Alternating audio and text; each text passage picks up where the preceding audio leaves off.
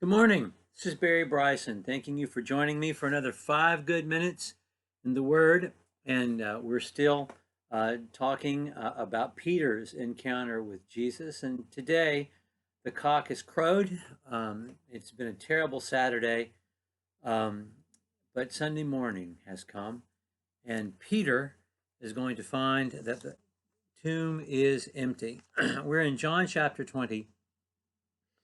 John chapter 20 is a wonderful chapter. In John chapter 20, a series of people encounter the fact of the resurrected Lord, and each one of them needs a different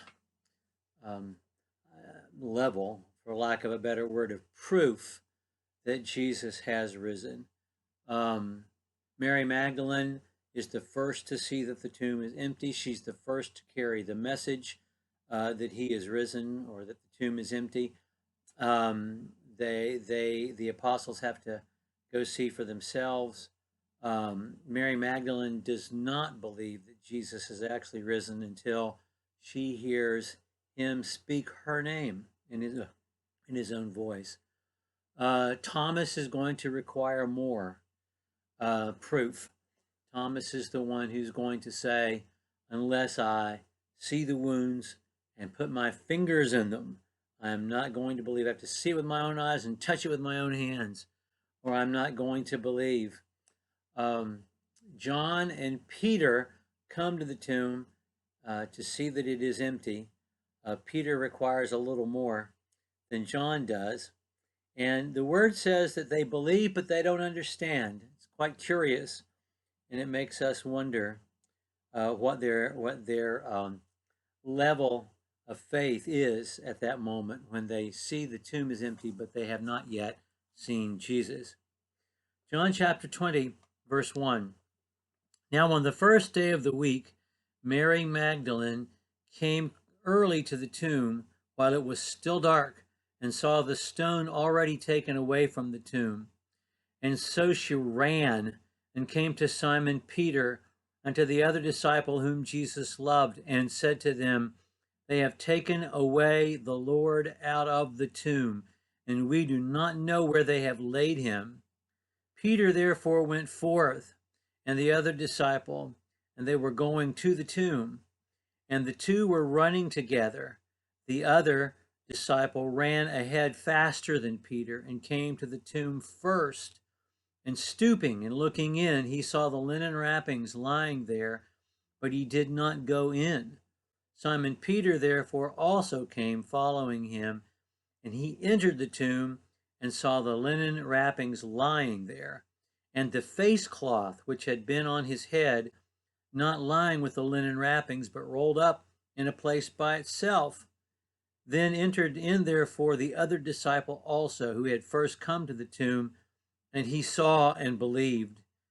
For as yet they did not understand the scripture that he must rise again from the dead.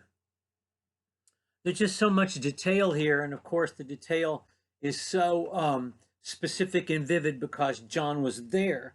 John is the disciple whom Jesus loved. It's interesting, Mary Magdalene comes first to Peter.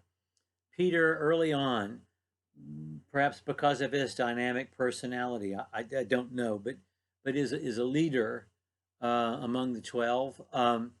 And she comes to Peter and John, runs to them. They run to the tomb. We could not imagine how confusing and overwhelming this time was.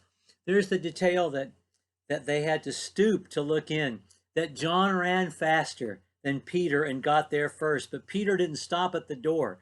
He went right in. They had to stoop, that the door was not large enough to just walk in, but they had to stoop and to look in. And the sun was up, and they could tell that the linen wrappings had been carefully laid aside.